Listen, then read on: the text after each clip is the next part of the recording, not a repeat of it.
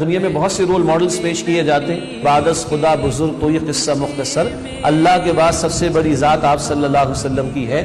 ان اتبع الا ما یوحى الی، میں تو اسی بات کی پیروی کرتا ہوں جس کی مجھ پر وحی کی گئی۔ گویا آپ کی ذات بابرکات ڈیوائنلی سرٹیفائیڈ ہے، آپ کے اقوال بھی وحی کے مطابق ہیں اور آپ کے اعمال بھی وحی کے مطابق ہیں کہ یہ اسوہ کس کے لیے رہنمائی بنے گا یا کس کو واقعتاً اس سے فائدہ پہنچے گا۔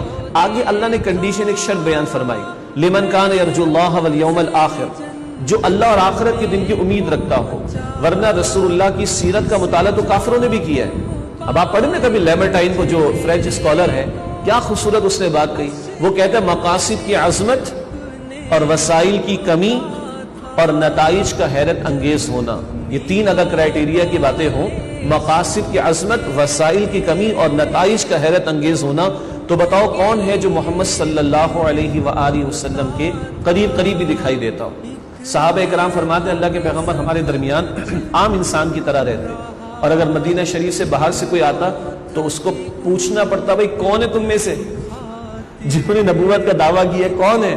تو صحابہ فرماتے ہیں بیٹھے ہوئے اللہ کے رسول صلی اللہ علیہ وسلم۔ تو مجھے لگتا ہے وہ صحابی کہتے ہیں، کئی صحابہ نے بات کہی کہ اللہ کے رسول علیہ السلام کے نزدیک مجھ سے زیادہ کوئی محبوب ہی نہیں، ہماری بیویاں غلام نہیں ہیں۔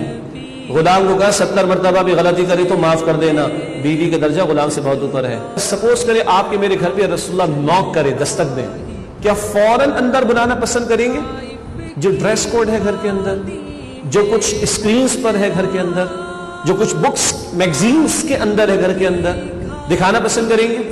جو بمبارڈمنٹ، ایک ڈرون حملے جو ہمارے جسموں کو مارتے ہیں، اور یہ جو سیکولرزم کے نام پر اور لادینیت کے نام پر اور دین بیزاری کے نام پر حملے، یہ پوری نسلوں کو مارتے ہیں، روحوں کو مار دیتے ہیں۔ اور ڈنر سیٹ کا باؤل ٹوٹ جائے اگر اٹلی کا ہو تو زیادہ غصہ آتا ہے اپنے لخت جگر، اور گھر میں اللہ کے احکامات ٹوٹتے رہتے ہوں تکلیف ہوتی۔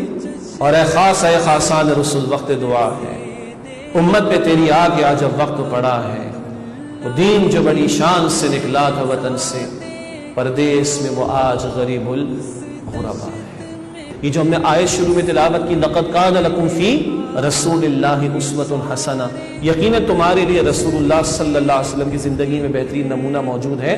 یہ سورہ احزاب کی آیت نمبر 21 ہے، جہاں سورہ احزاب کے رکوع نمبر 2 اور 3 میں غزوہ احزاب، بیٹل آف ٹرنچز کا بیان ہے۔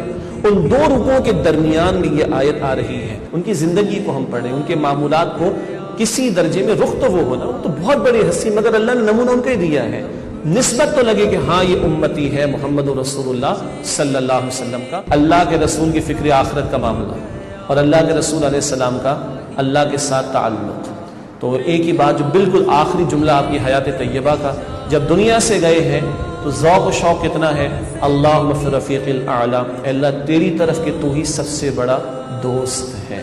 کسی کو دوست نہیں بنایا، ابو بکر کو بھی نہیں بنایا، حدیث تفصیل میں ہے، بیان نہیں کر رہا، اللہ ہی کو دوست بنایا، اسی کو راضی کرنا، اسی سے جا ملنا، اسی کی طلب و تڑپ پوری زندگی تھی۔ ان صلاتی و نسکی و محیای و مماتی للہ رب العالمین، بے شک میری نماز، میری قربانی، میرا جینا، میرا مرنا اللہ کے لیے جو تمام جہانوں کا رب ہے۔ میری دل دوز کہاں کتنے ہی پیما توڑ چکا، میں رب کی یادیں چھوڑ چکا، ایک میرا پھر جرم مجھے کھلتا ہی گیا، کھلتا ہی گیا۔